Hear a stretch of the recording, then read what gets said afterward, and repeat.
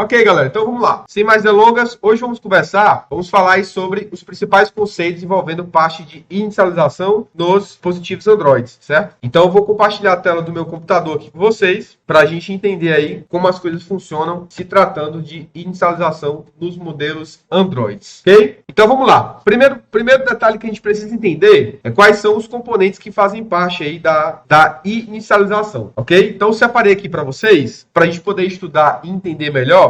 Esse conteúdo, como eu falei, é um conteúdo exclusivo dos nossos alunos lá da plataforma, tanto para quem participa do treinamento online, como também para quem participa do presencial, tem direito a esse conteúdo, certo? E vai ser liberado para vocês também que estão participando aqui no YouTube, tá? Para quem está participando no YouTube, vai ser liberado esse material para vocês. Como eu falei, é um material exclusivo, certo?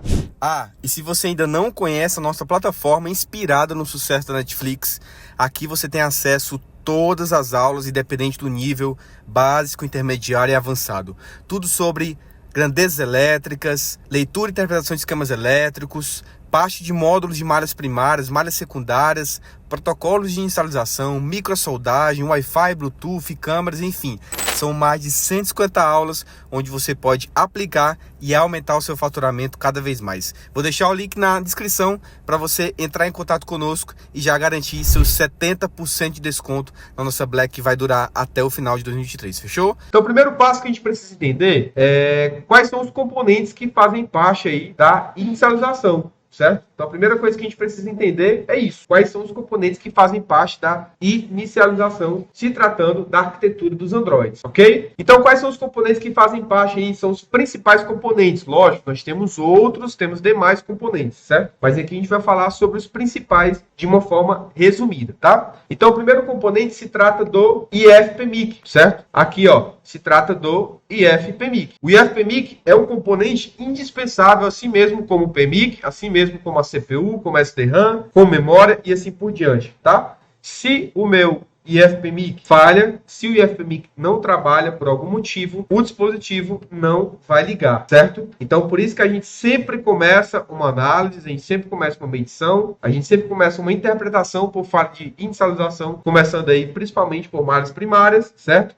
Descartando curto-circuito ou fuga de corrente, e logo em seguida a gente começa a conferir então as tensões secundárias. E apesar de muitos amigos de bancada desconsiderar o IFPMIC, né, como um componente importante na parte de inicialização, aqui a gente vai falar um pouquinho sobre ele também, beleza? Ok? Aqui o segundo componente que é indispensável para qualquer dispositivo, se tratando de Android, poder ligar perfeitamente, nós temos aí o PMIC, certo? E o PMIC também é conhecido como PMU, também conhecido como Power Manage, também conhecido como PMIC IC, assim por diante, tá? Então, alguns de vocês podem conhecer esse componente como PMIC, alguns podem conhecer como PMU, certo? E alguns podem conhecer também como Power Manage, tá? Que se trata aí do mesmo componente, são termos, né? São termos técnicos diferentes que a gente vai utilizando aí conforme a região ou conforme você vai aprendendo aí com outros treinamentos e assim por diante, tá? O próximo componente é a CPU, a nossa unidade central de processamento, tá? Então, tanto podemos encontrar a nomenclatura da CPU como CPU ou também como AP, né? Que ao contrário seria processador de aplicação. Aqui eu coloquei CPU, então, ao contrário, de trás para frente eu tenho unidade